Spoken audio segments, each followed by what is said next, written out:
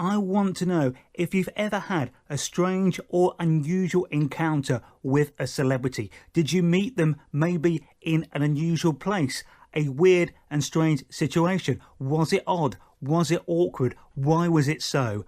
I'll start things off. This honestly happened about 15 years ago now. A friend of mine was good friends with a very famous guitarist's wife, and she got invited to a party at their house. It was an invite for two, and she invited me to go along with her as her plus one. It was a fancy dress party. Now, I am a massive Elvis Presley fan.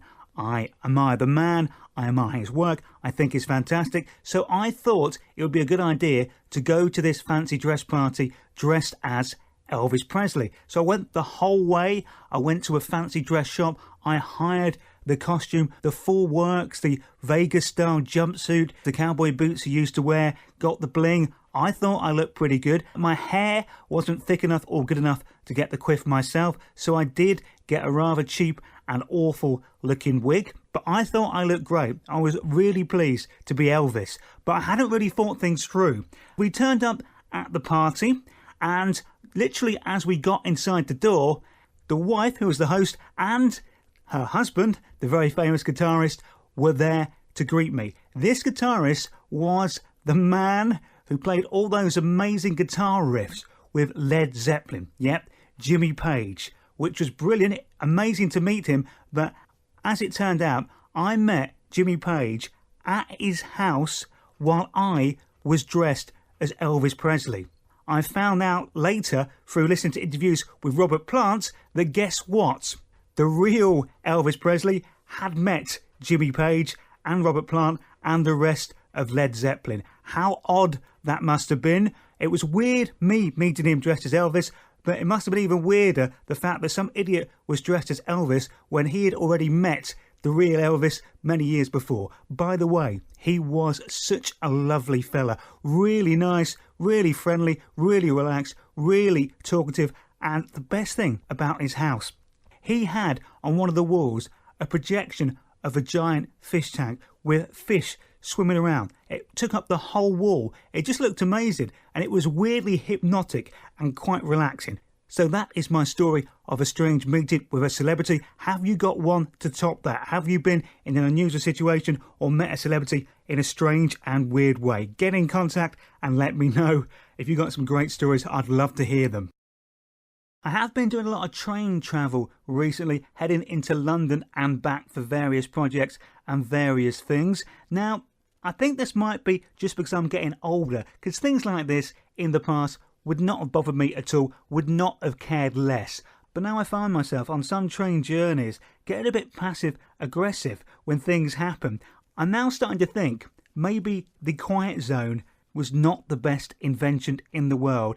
A lot of the times I've been travelling by myself. Therefore, it's just me. I'm not going to talk to anyone. I just want to sit and get to my destination. So I've generally been going and sitting in the quiet zone, just to sit there, pass the time, look out the window, be nice and quiet, get to my destination. What I have found since I've been doing this a lot, and it's nobody's fault really because the trains are very busy, but a lot of people who come into the quiet zone, they come in twos and threes, they come in with their kids, and generally they're not quiet. It's not quiet. They're very noisy, they're chatting, they're oblivious to the fact that it's supposed to be a quiet zone, but the trains are busy, so you can't really say anything. You know, I wouldn't want to make someone stand up just because they were being noisy in the quiet zone, but it does get a little bit annoying sometimes. I kind of think, well, is it worth having the quiet zone? I'll be honest, it does make me slightly angry sometimes when there are seats available and people come into the quiet zone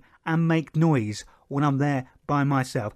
Having said that, I would never be brave enough to actually stand up and say, do you know what, this is the quiet zone, can you be quiet please? Because, well, I just wouldn't do that. Doesn't seem right. I mean, occasionally I might discreetly or fairly obviously just sort of stare up at the window and look at the sign for a bit. Or the other thing I do, and I hate myself for doing this, is I'll go on Twitter or Facebook and just put a really passive aggressive message, something along the lines of, do quiet zones ever really exist? Do people ever observe the quiet zones on trains? Or I give specific examples of this happening. Do you also have similar problems yourself? Do you do that too? That's annoying me. I reckon, do you know what? I would be happier if they just did away with the quiet zones. And actually, that would make my train travel journeys happier. Because if you're not supposed to be quiet, I wouldn't get upset with people who are not being quiet. I am a massive fan of Star Wars. I always have been since I saw the first one as a kid. I also, as about a 10-year-old, got a whole box of Star Wars figures and toys, which I used to play with as a kid. In fact, I then went and sold them at a car boot sale about 4 or 5 years ago now. Basically, just before they announced they were going to bring back the original Star Wars cast, which was quite annoying because they probably would be worth more now than they were when I sold them. But anyway, I do love those films. I'm not really into science fiction. I'm not at all, but Star Wars has always got me. And I'm not a man who goes to the cinema very often. I can't do films. I don't watch very many films. I don't think I've got the attention span to actually sit there and enjoy them. It has to be something that I really, really want to watch. And Star Wars falls into that category. To give you some idea of how bad I am at watching films, I reckon I've been to the cinema only 4 times in about the last 8 years, and 2 of those times were to see Star Wars films. The most recent visit was to see the latest Star Wars film, The Last Jedi. Now, I loved the previous one. The Force Awakens I thought was brilliant because it just made me feel like I was a kid again. I was watching Han Solo, Princess Leia, it was the Millennium Falcon, the X-Wing fighters. I watched that film with a massive smile on my face from start to finish. I felt like a little kid again in that cinema. It was brilliant, and I was hoping for more of the same from The Last Jedi, particularly because we knew from the end of the previous film that this film we would get to see more Luke Skywalker, his story, and Mark Hamill is brilliant in this latest film. He is fantastic, as is Carrie Fisher. She puts in an amazing appearance from what now becomes, unfortunately, her last ever film. But she does do such a great job, and it again made me feel like a kid. It reminded me of my youth.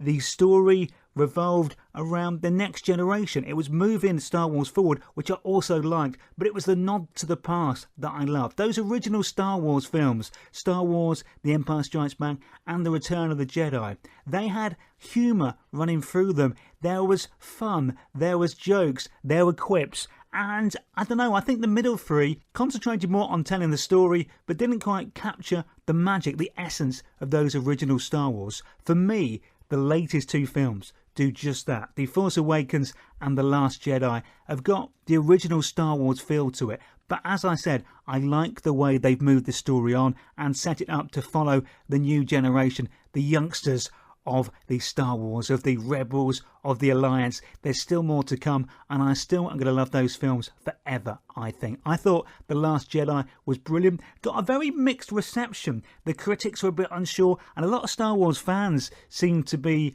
unhappy with the way that it does jump about a bit. But for giving it that, it's just fun family entertainment, and I loved it, and I already can't wait to see the next one. That will probably be the next time I get round to going to the cinema, if I'm honest.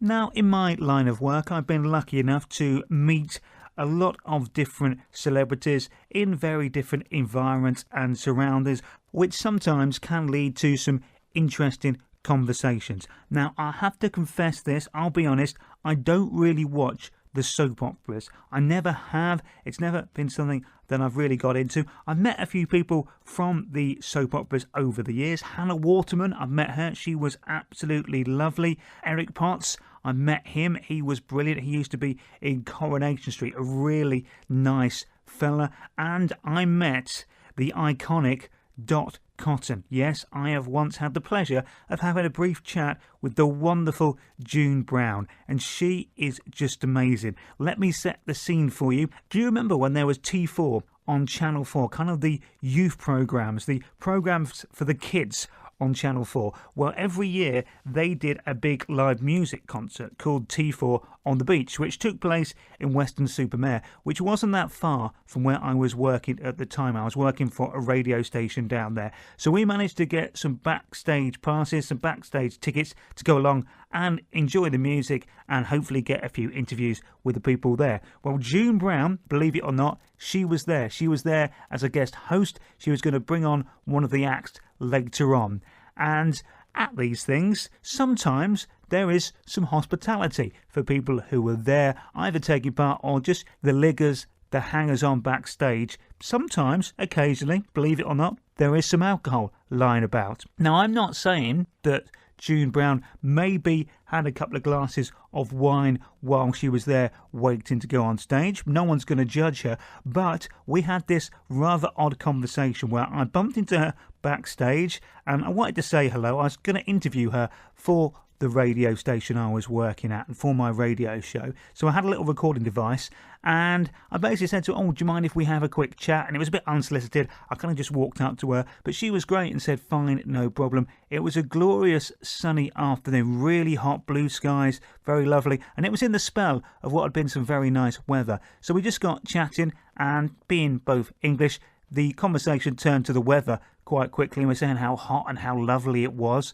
And then, I don't know why she ended up telling me this, but we then got on to the fact that she actually was staying with a mate down in Somerset, and she often came down to Somerset to stay with her mate who had a big house not far from Weston-super-Mare, as it turned out, and this house had a big garden, apparently, and I believe, at least I hope, this garden had quite high fences, quite high walls around it, because June Brown, Dot Cotton from EastEnders, went on to tell me that her and her mate often sunbathed naked in her mate's garden. Why she thought the need to tell me this, I don't know, and I'll be honest, I haven't really been able to watch EastEnders in the same light since. She was brilliant though, June Brown. She is such an amazing character and a great actress. She has made Dot Cotton one of the seminal soap characters of all time. An awesome lady, but I am still, I think, slightly marred by that meeting.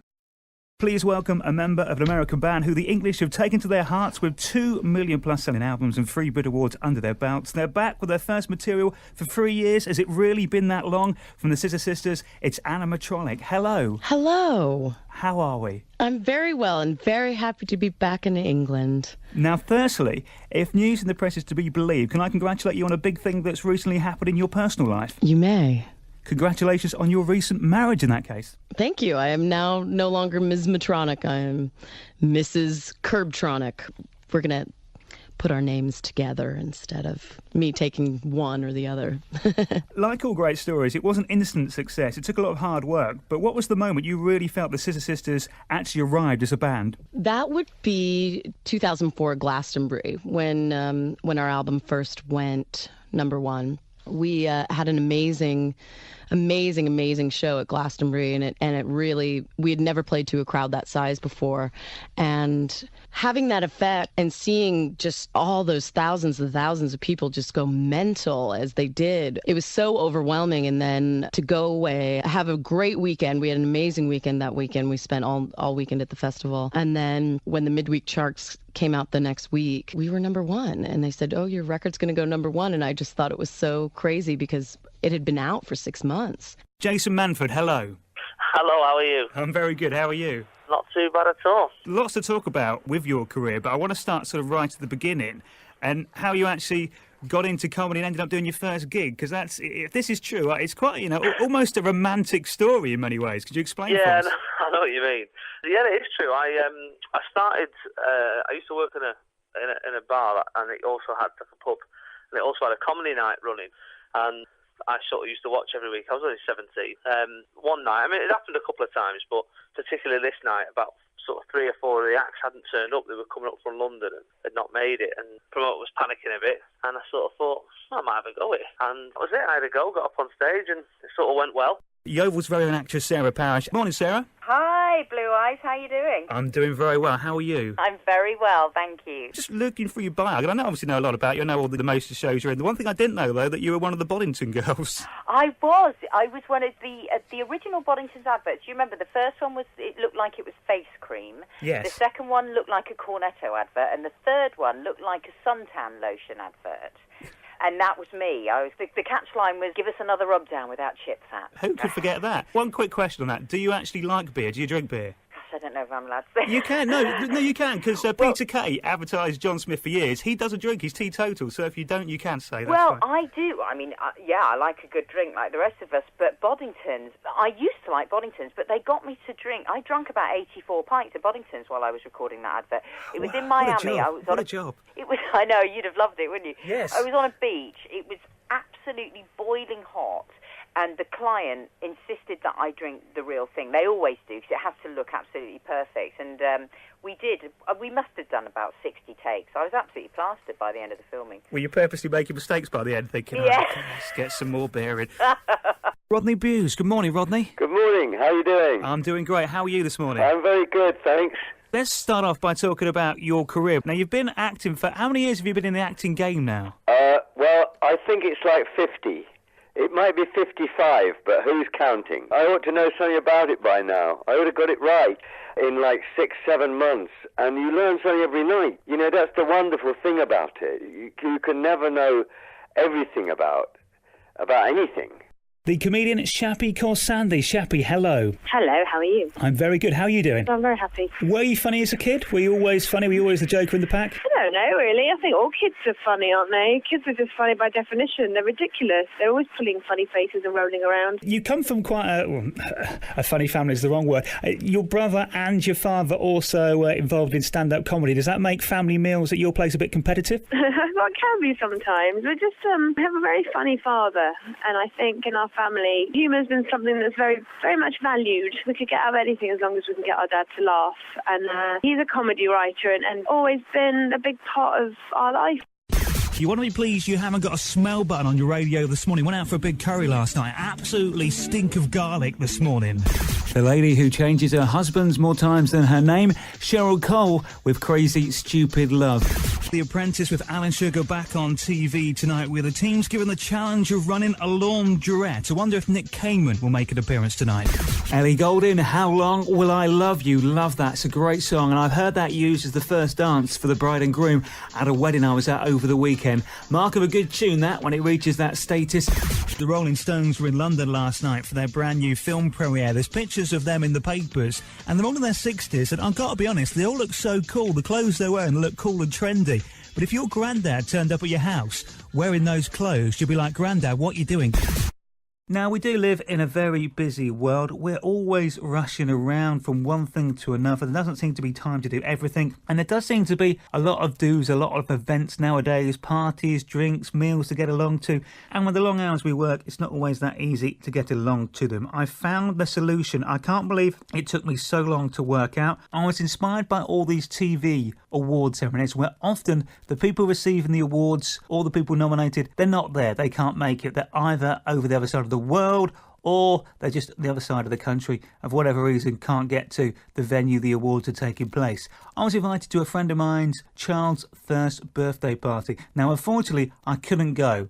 I was working. But inspired by these TV award shows, I thought, I know what I do. The next best thing, check my ego, the next best thing for me not being there is for me to send a video message wishing them happy birthday, apologising for not being at the party. So I did just that, recorded on my mobile phone about a 30-second quick video message, which then I sent to this child's mother just before the party was due to take place. I mean, in my head, I think I was envisaging maybe they'd get out a projector, plug the phone in and play out my video message to everyone there at the party. Realistically, I'm not even sure if they showed the video message to the person that it was made for, but it has given me a great idea. Now, every time I can't make it to any family or friends event, I'm just going to send along one of those videos. It's going to be brilliant, save me so much time and money. My mate who I was with was talking at the bar to a magician. Yeah, there was a guy there showing him card tricks. I was just watching for a bit, and then he turned to me and did a very quick card trick on me, which was very good, very clever, nothing wrong with that. At the end of the card trick, he then also tells me that he's a furniture upholsterer and gives me his business card, which I then put in my back pocket. He then turns back to my mate to do another card trick on him. Then he finishes the card trick with my mate. He's about to leave and go out of the pub when I call him back over just to say, after taking it out of my back pocket and showing it to him, "Is this your card?" Our family do like to mess about and play games during our family events. So one we did was to all sit round in a circle. Then in turn, you have to stand up and say 3 things about yourself, but they have to start with the initial of your name, which is quite a fun game until you realise your name is Neil and you have to find 3 words to describe yourself using N.